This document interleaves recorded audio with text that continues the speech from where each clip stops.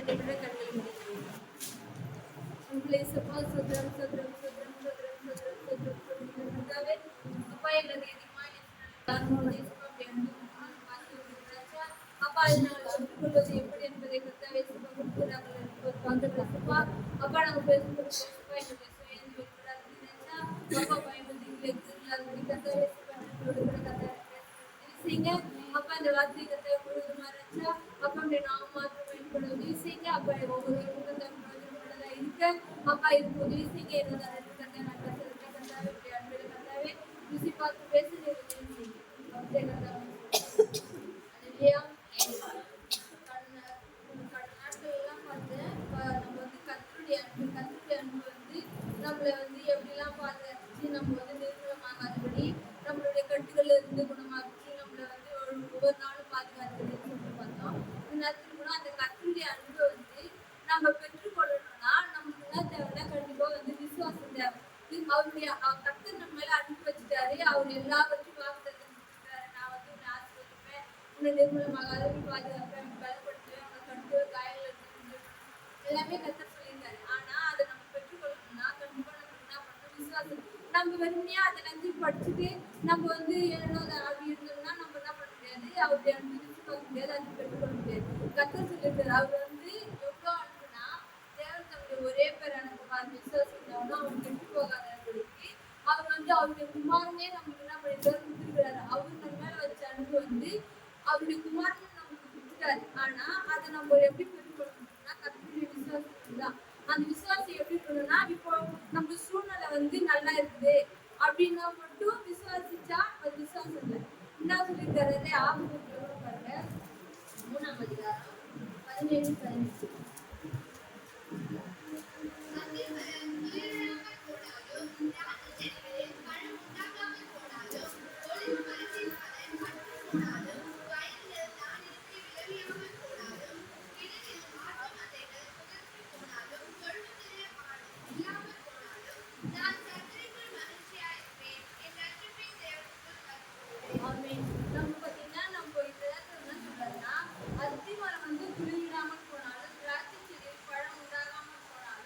ஒளிவு மரம் பழம் இப்போ எல்லா சூழ்நிலையும் நம்ம வந்து நல்லா இருக்கணும், நம்மளுக்கு பலன் எதுவும் வரல. ஆனா அப்போ மட்டும் கத்துக்கிறது இல்லை. நம்மளுடைய சூழ்நிலை மாறினா கூட நம்ம என்ன பண்றோம்னா கர்த்தர் மேல விசுவாசமா இருக்கணும். கர்த்தர் நம்ம மேல அன்பு வச்சிருக்காரு. நம்ம கத்துக்கிட்டு இல்லைங்க. கர்த்தர் நம்மளுக்கு என்ன பண்ணுவாருன்னா அவர் வாக்குத்தத்தம் பண்ணியிருக்காரு. எல்லாருக்கும் சொல்லியிருக்காரு. ஈசாக்கு அந்த தேசத்துல விதைச்சா நான் என்ன பண்ணா 100 மடங்கான பலனை பெற்றுக்கொண்டது எதனாலன்னா கர்த்தர் அவர் மேல வச்சிருந்த அன்பு. அதனால இப்போ பலனே பெற்றுக்கொள்ளலைனாலும் அவருடைய சூழ்நிலை மாறி இருந்தாலும் அவர் என்ன பண்ணிருக்காருன்னா விசுவாசம் வச்சிருப்பார். அது மாதிரி நம்ம கூட வந்து இப்ப இருக்கிற சூழ்நிலை ஒருத்தங்க வந்து நல்லா இருந்திருப்போம். ஒரு நேரத்துக்கு சூழ்நிலை பலன் வரும். பலன் வந்ததுன்னா நம்ம என்ன சொல்றோம்னா ஐயோ எனக்கு பலன் வந்துச்சு, கர்த்தருக்கு என் மேல அன்பே இல்லை, நம்மளுக்கு பலன் வந்துச்சு. இல்லை ஒரு நேரத்துக்கு நம்மளுடைய சூழ்நிலை மாறி இருக்கலாம். அந்த நேரத்துக்கு நம்ம என்ன சொல்றதுன்னா அப்போ நம்ம வந்து மாறி எல்லா கர்த்தர் நம்மள கண்டிப்பா வெட்கப்படுத்த விட மாட்டாரு. நம்பிக்கை நம்மளுக்கு எல்லாருக்கும் என்ன பண்ணணும்னா இருக்குது. அது இன்னுமா நம்ம என்ன பண்ணணும்னா அதிகமா வந்து கர்த்தர் இடத்துல நம்ம அதை வந்து நிலைச்சிருக்கணும். கர்த்தருடைய அன்பு நமக்குள்ள இருக்கணும்னா நம்ம வேத வாசிக்குள்ள என்ன பண்ணணும்னா தரிச்சு இப்போ அவர் நம்ம மேல அன்பு வச்சிருக்காரு அப்படின்னு சொல்லிட்டு நம்ம என்ன பண்ணணும்னா ஏனோ தானே வந்தோம்னா அது என்ன பண்ணாது, சரியா இருக்காது. என்ன சொல்றாருன்னா அத்திமரம் குளிர்விடாம போனா கூட ஆபத்துக்கு இந்த முதல் அதிகாரத்தெல்லாம் பார்த்தோம்னா அது வந்து அவருக்கு கல்வி எழுந்துக்கிறார். இன்னைக்கெல்லாம் பார்த்தீங்கன்னா பலவீனம் இருக்குது, போராட்டம் பிரச்சனை எல்லாம் இருக்குது. ஆனாலும் அந்த சூழ்நிலை இருந்து ஆபத்து அதிகாரத்துல வந்து அவர் வந்து விசுவாசத்துல என்ன பண்றாருன்னா இதெல்லாம் இல்லாம இருந்தா கூட நான் என்ன பண்ணுவேன்னா கர்த்தர் மேல நம்பிக்கை வைப்பேன். அது அந்த 19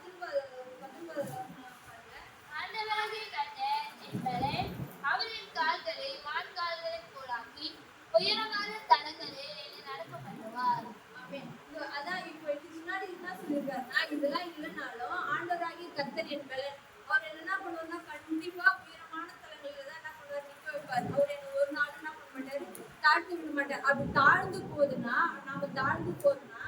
கண்டிப்பா நம்மளுடைய சுயம் நம்ம எங்கேயோ என்ன பண்ணிருப்போம்னா சரிக்கிருப்போம், நம்ம எங்கேயோ தவறு செஞ்சிருப்போம். அந்த நேரத்துலதான் நமக்கு என்ன ஆயிருக்கும்னா இதெல்லாம் நடந்திருக்கும், தப்பு நடந்திருக்கும். இப்போ நம்ம வந்து படிக்கிற பசங்க வந்து படிக்காம போனா மட்டும்தான் கம்மி மார்க் எடுப்பாங்க. 100%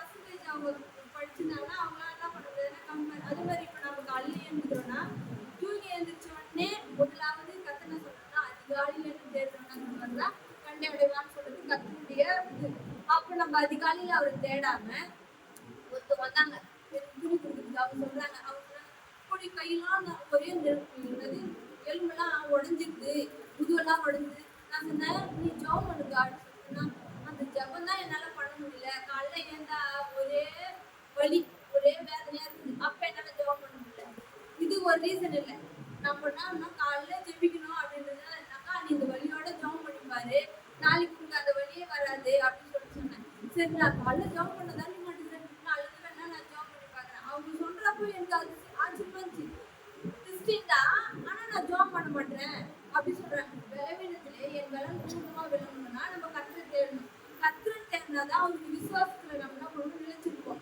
கர்த்தரை தேடாம பலவீனம் வந்து கை கால் உடையுது அப்படி சொல்றோம்னா, அப்போ ஒரு கிறிஸ்துவர்களா இருக்கிற நமக்கு விசுவாசம் எப்படி எல்லாருக்குமே எல்லா காரியங்களும் இப்ப பழகதான் என்ன பண்ணணும். இப்ப நம்ம செய்யதான் இப்ப நம்ம ஃபர்ஸ்ட் வந்து நிக்கிறப்ப பயம் வரும். இன்னும் கொஞ்சம் நாள் ஆனோடனே பயன்படும். இப்போ கர்த்தருடைய விசுவாசம் எப்போ நம்ம நிலைச்சிருக்கோம், எப்போ நம்ம உறுதிப்படுவோம்னா, பைபிள் படிக்கதான் ஜெபம் பண்ணதான் நம்மளுக்கு வந்து அது உறுதிப்படும். ஜெபமே பண்ணல, நான் பைபிளே வாசிக்கலன்னா அப்புறம் நம்மளுக்கு இன்னும் என்ன ஆகும்னா வியாதி வருமே. அவங்க சொல்றாங்க, அப்பதான் காலை ஏந்திரிச்ச உடனே எனக்கு அப்படியே கை கால்லாம் வலிக்குது, அதனால நான் ஜெபம் பண்ணல. பலவீனம் பண்றப்பதான் நம்ம இன்னும் கத்துக்கிட்டு நோக்கி பார்க்கணும். அவருடைய வசனத்தை அவர் என்ன சொல்றாரு, அத்தி மரம் துளி விடாம போனா கூட சரி, ஆட்டு மந்தையெல்லாம் இல்லாம போனா கூட சரி, நான் கத்துறது என்ன பண்ணுவேன்னா கழிக்குவேன். இதெல்லாம் நடக்காது. நடந்தாலுமே நான் என்ன பண்ணுவேன்னா கத்துக்கிட்டு நம்மளுடைய விசுவாசம் உறுதிப்படுத்தணும்னா, கத்து நம்ம மேல வச்சிருக்க அன்பு நம்ம நம்பணும்னா, அப்ப நம்ம பைபிள் படிக்காத போக மாட்டோம். ஒரு நாள் ஜெபம் பண்ணாத போக மாட்டோம். நம்ம காலையில எழுந்த உடனே நான் வச்சுருவேன். அது எப்பவுமே படிக்கும். எப்படின்னா கொஞ்சம் லேட்டா கொஞ்சம் வேலை எல்லாம் செஞ்சுட்டு வந்து படிக்கும். எப்பயும் அப்படி இருக்காது. தூங்கி எழுந்திரிச்ச உடனே டக்குனு பைபிள் எடுத்து உட்காந்து பைபிள் படிக்கும். இந்த சமயம் கழிச்சு இவ்வளோ ஒரு அஜாகிரதை உங்களுக்கு எப்படி வருது? தூங்கி எழுந்திரிச்சோம்னா பைபிள் படிக்கணுன்றதுதான் ரூல்ஸ். அதை நீ செஞ்சுட்டு தான் சாப்பிட கூட பைபிள் படிச்சியா இல்லம்மா ஃபர்ஸ்ட் பைபிள் படிச்சுட்டா அப்புறம் சாப்பிட சொல்லி சொல்றேன். அப்போ நம்மளுக்குள்ள கத்து நம்ம மேல வச்சுக்கிற அன்பு நம்ம இது பண்ணணும்னா, நம்ம பைபிள் படிக்கணும், ஜெபம் பண்ணணும், முதலாவது தேவனுடைய ராஜ்யத்தை தேடணும், அவருடைய நீதியை தேடணும். அப்ப இந்த நாள் முழுக்க கர்த்தர் நம்ம என்ன பண்ணுவாரு, சுகமா வச்சிருப்பாரு. இந்த எதுவுமே நடக்காது, அத்திமரம் விடாம போகாது அப்படின்ற நம்பிக்கை நம்மளுக்கு இருக்கணும்னா, நம்ம என்ன பண்ணணும்னா கர்த்தர் இடத்துல காலையில எழுந்த உடனே தேடணும், காலையில பைபிள் படிக்கணும். அதை வந்து இன்னும் நம்ம முன்னாடி ஒரு 3 மணிக்கு படிச்சிருப்போம். 3ல இருந்து ஜெபம் பண்ணிருந்தோம்னா கீழே வரக்கூடாது. இன்னும் நம்ம அந்த 3 மணிக்காவது நிக்கணும். இல்லைன்னா அந்த 3 மணிக்கு மேல போடுறத வந்து ஒரு கேர்லெஸ்ஸா 5 மணிக்கு பண்ணிக்கலாம், 6 மணிக்கு பண்ணிக்கலாம் அப்படி இருந்தோம்னா தான் நமக்கு என்ன வரும்னா பலவீனம் வரும். கர்த்தருடைய அன்புல நம்ம நிலைச்சிருக்கும் போது கர்த்தர் நம்ம என்ன பண்ணுவாருன்னா, விசுவாசத்துல நம்ம நிலைச்சிருக்கும் போது கர்த்தர் நம்ம என்ன பண்ணுவாரு, ஒரு நாளும் வெட்கப்பட்டு. அதான் இந்த வசனத்துல சொல்றாரு, ஆண்டவராகிய கர்த்தர் என் பலன், அவர் என்னை கண்மலையின் மேல் உயர்த்தினார். அவர் வந்து அவர் நம்மள என்ன பண்ணுவார், உயரமான ஸ்தலங்களில தான் என்ன பண்ணுவாரு, நிக்க வைப்பாரு. அதுக்கு நம்ம அவரை வந்து என்ன பண்ணணும்னா விசுவாசிச்சு அவரை தேடணும். அதுல கூட பாருங்க, அது இந்த விசுவாசம் வந்து எப்படி இருக்குன்னா, ரோமர் 1:17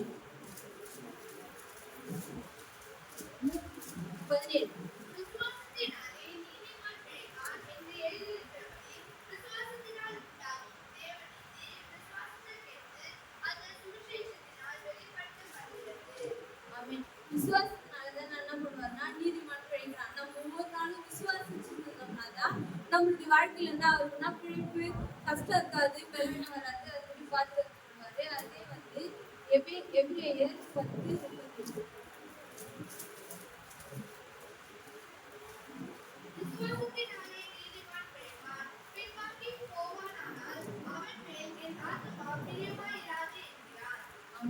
நம்ம பிழைச்சிருக்கிறோம்னா அது வந்து கத்து நம்ம விசுவாசத்தினால நீதிமான் பிழைப்பான்.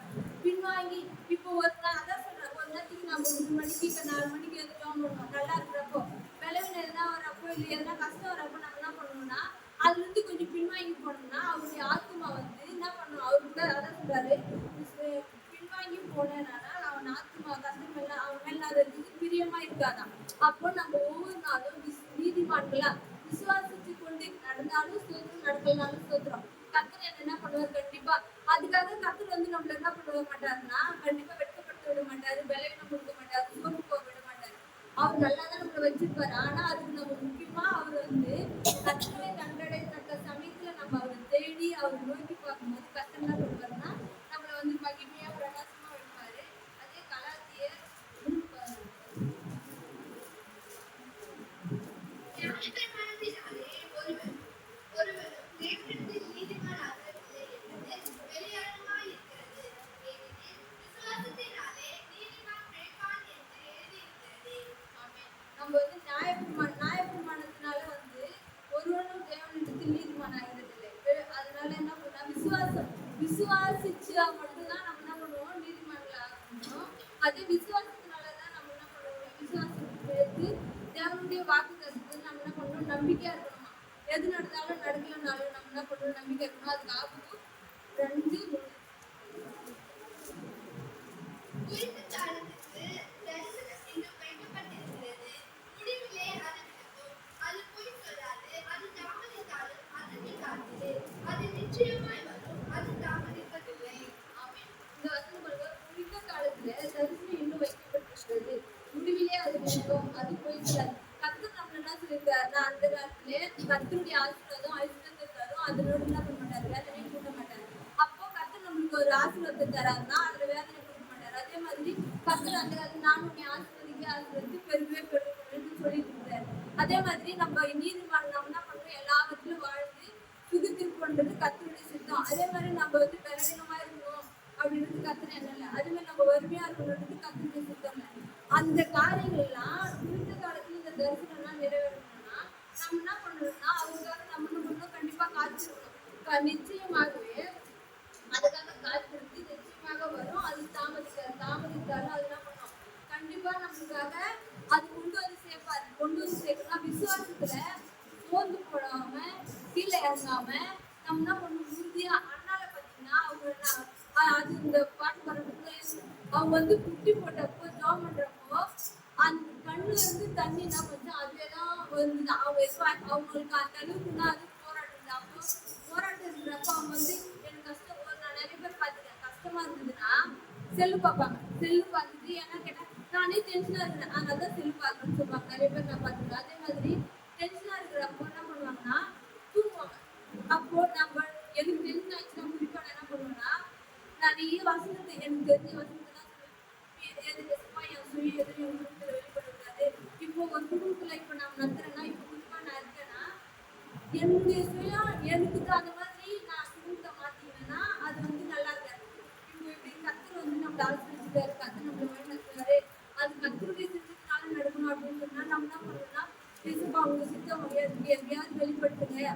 அதான் நம்ம விசுவாசத்தினால இயேசுப்பா இது நான் செய்யறது தப்பா கரெக்டா எனக்கு தெரியல, நாங்க வந்து எப்படியாவது நம்ம ஒரு நாளும் நம்ம என்ன பண்ணணும்னா பைபிள் அந்த நம்ம சோர்ந்து போற நேரத்துலதான் நம்ம என்ன பண்ணணும்னா பைபிள் இன்னும் படிச்சோம்னா கர்த்தர் நம்மளுக்கு வந்து அதனுடைய காரியங்களை வெளிப்படுத்தும். அதை விட்டுட்டு பின்வாங்கி போனோம்னா கர்த்தர் என்ன பண்ணுவாரு, அந்த நேரத்துல அவர் செய்யற காரியம். இப்போ எங்க அம்மா கூட நாங்க வந்து நிறைய சின்ன வயசுலாம் அவங்க நல்லா உழைச்சி நல்லா செஞ்சாங்க. இப்போ நாங்க சொல்றதே அவங்க கேட்க மாட்டேங்கிறாங்க. ஏன்னா அவங்க வந்து கர்த்தர் ஜாப் பண்ணுவாங்க, எங்களுக்கு திரும்ப ஜாப் பண்ணுவாங்க, எல்லாம் செய்வாங்க. ஆனா எனக்கு தெரிஞ்ச அளவுக்கு இன்னும் அவங்க வந்து கர்த்தர் இதுல நினைச்சிருக்க மாட்டாங்க அப்படின்னு அவங்களுக்கு தெரியல. அப்போதைக்கு இப்போ நம்ம பைபிள் படிக்கிறோம், எல்லாமே செய்யறோம். அந்த காலத்துல அவங்களுக்கு வந்து தெரியாம இருந்துருக்கு போல இருக்கு. அப்போ இப்போ நம்ம சொன்னாலும் அவங்க இல்ல யாரும் இல்லைன்னு சொன்னாலும் அவங்க எடுத்துக்க மாட்டேங்கிறாங்க. ஏன்னா அவங்க வந்து கர்த்தருடைய அனுப்புல நிலைச்சு இருந்திருந்தாங்கன்னா தெரிஞ்சுப்போம். இப்போ நம்ம நினைச்சிருக்கோம்னா எதனா ஒரு சூழ்நிலை வந்தா கூட நம்ம என்ன பண்ணணும்னா இல்ல பின்வாங்காம நிலைச்சு இது கர்த்தருக்கு சித்தமா இல்லையா. இப்போ நாங்க சொல்றத ஒன்னா தீர்த்துறாங்க. இப்போ ஏசு கத்தது சொன்னா சொல்றாங்க, நாங்க ப்ரே பண்ணா வந்து முன்னாடி ஜாம் பண்ணுவாங்க, தூங்குறதுக்கு முன்னாடி ஜாம் பண்ணி தான் கொடுப்பாங்க, எல்லாமே செய்வாங்க. ஆனா அவங்களுக்குள்ள என்ன வந்தா ஒரு நம்ம வந்து கர்த்தருடைய அன்புல நிலைச்சிருக்கிறப்ப தான் நம்ம விசுவாசம் வார்த்தை வந்து பேசுறப்பதான் பிசாசு வந்து நம்மள வந்து அந்த ஏசப்பாவே அவன் வஞ்சிக்கிறதுக்காக வந்து பேச சொல்றாரு. அப்பால போய் சாத்தானே சொல்றப்போ சொல்றாரு. அது மாதிரி இவங்களால எங்க அம்மாவை என்ன பண்ண முடியலன்னா சொல்ல முடியல. இல்ல அவங்க எதனால இப்படி இருக்காங்கன்னு நாங்க யோசிக்கிறோம். அவங்க நினைச்சு எங்களுக்கு கஷ்டமா இருந்தாலும் நாங்க என்ன சொல்றோம், ஏசப்பா எங்க அம்மாவுக்கு சரி. நான் சொன்னேன் ஒரு நேரத்துக்கு அவங்க சாப்பிடாம நாங்க 2 நாளைக்கு ஏசப்பா நான் பேர் முடிச்சுட்டு போறப்ப எங்க அம்மா போய் கொடுப்பேன், ஏசுனது எங்க அம்மா சாப்பிடுவாங்கன்னு சொல்லிட்டோம். அவங்க போய் கூப்பிட்டா ஒரு நாளைக்கு வந்துடுவாங்க, சாப்பிட சொன்னா வந்துடுறாங்க. அப்போ நம்ம வந்து அந்த காரியங்களுக்காக நாங்க ஜெபம் பண்ணிட்டு தான் இருக்கோம். அது மாதிரி இன்னும் இப்போ இது நடக்கல, இது இல்ல காரியம் ஆனா அது சரியாவாங்கன்ற நம்பிக்கை இருக்கு. அது மாதிரி கர்த்தர் வந்து நீதி இந்த குறித்த காலத்துல அந்த அது கண்டிப்பா என்ன பண்ணணும்னா நிறைவேறும். நம்ம இன்னும் விடாமச்சியா ஒரு காலங்கள் இப்போ வருகிற காலங்கள்ல எவ்வளவு பிரச்சனை போராட்டம்லாம் வரும். ஏன்னா காலம் கடைசியா இருக்கிறதுனால அப்ப நம்ம கர்த்தருடைய சமூகத்துல இன்னும் இன்னும் நிலைச்சிருந்தோம்னா கர்த்தர் நம்ம என்ன பண்ணுவாருன்னா பாதுகாப்பாரு. அது ஆகும் 3:2. கர்த்தாவே, நீர் வெளிப்படுத்தினதை நான் கேட்டேன். எனக்கு பயம் உண்டாயிற்று. கர்த்தாவே, மனுஷர்களின் நடுவிலே உம்முடைய கிரியையை விரும்பியும், மனுஷர்களின் நடுவிலே அதை விளங்க பண்ணும். கோபித்தாலும் இரக்கத்தை நினைத்தருளும். அதை என்ன சொல்றாருன்னா நம்ம வந்து இது வந்து குறித்த காலத்துல வச்சிருக்காரு. அது நிறைவேறும். அதுக்காக நம்ம என்ன பண்ணணும் காத்துக்கணும். அது இல்லாம அவர் வந்து அந்த காரியங்கள் நடந்தாலும் நடக்காவிட்டாலும் கர்த்தர் நம்ம என்ன பண்ணணும் கழி கொடுக்கணும். அவர் வந்து அந்த வச்சிருக்க அந்த வருஷத்துக்கு முடிவுக்குள்ள எனக்கு வேணும்னு சொல்லிட்டு நம்ம என்ன பண்ணணும்னா போராடி நம்ம என்ன பண்ணணும் ஜெபிக்கணும். அதே மாதிரி அது மாதிரி இல்ல 17 அத்திமரம் துளிர்விடாமல் போனாலும், திராட்சை செடிகளில் பழம் உண்டாகாமல் போனாலும், ஒலிவ மரத்தின் பலன் அற்றுப் போனாலும், வயல்கள் தானியத்தை விளைவியாமல் போனாலும், கிளையில் ஆட்டு மந்தைகள் முதலற்றுப் போனாலும், தொழுவத்திலே பானை இல்லாமல் போனாலும், நான் கர்த்தருக்குள் மகிழ்ச்சியாயிருப்பேன். என் ரட்சிப்பின் தேவனுக்குள் களிகூருவேன். இந்த ஆகுக்கு வந்து இந்த நேரத்துல அவருடைய பலவீனம் எது இருந்தாலும் இப்ப அவர் இந்த வசனத்தை சொல்றாருன்னா அவருக்கு வந்து அவர் மேல நம்பிக்கை வச்சு சொல்லல, கர்த்தர் மேல நம்பிக்கை வச்சு சொல்றாரு. இதெல்லாம் இருந்தாலும் இல்லாவிட்டாலும் என்ன பண்ணுவேன், கர்த்தரை முழு மனசா நம்புவேன். உபத்திர காலங்கள்ல கூட சரி, தனக்கு பலவீனம் வந்தாலும் சரி, எது வந்தாலும் இருந்தாலும் சரி, எல்லாவற்றிலும் நான் வந்து கர்த்தரை முழு மனசா நம்பி ஆராதிப்பேன்னு சொல்றாரு. அப்போ நம்ம வந்து இது மாதிரி எல்லா சூழ்நிலையிலும் நீதிமான் பிழைக்கணும்னா நமக்கு குறித்த காலத்துல தரிசனம் நிறைவேறணும்னா நம்ம வந்து பொறுமையோடு இருக்கணும். கர்த்தர் அவர் சொன்ன மாதிரி அத்திமரத்தில் விட்டாலும் திருவிழாம போனாலும் கர்த்தர் என்ன ஆசீர்வதிப்பார். அவர் எனக்காக நியாயப்பிரமாணத்துல வச்சிருக்காரு. நம்ம கர்த்தருடைய பிள்ளைங்க, கர்த்தர் என்ன நம்பிக்கை வச்சிருக்காரு, அது கண்டிப்பா நிறைவேற்றுவாருன்னு சொல்லிட்டு நம்ம நம்பிக்கையோடு முன்னாடி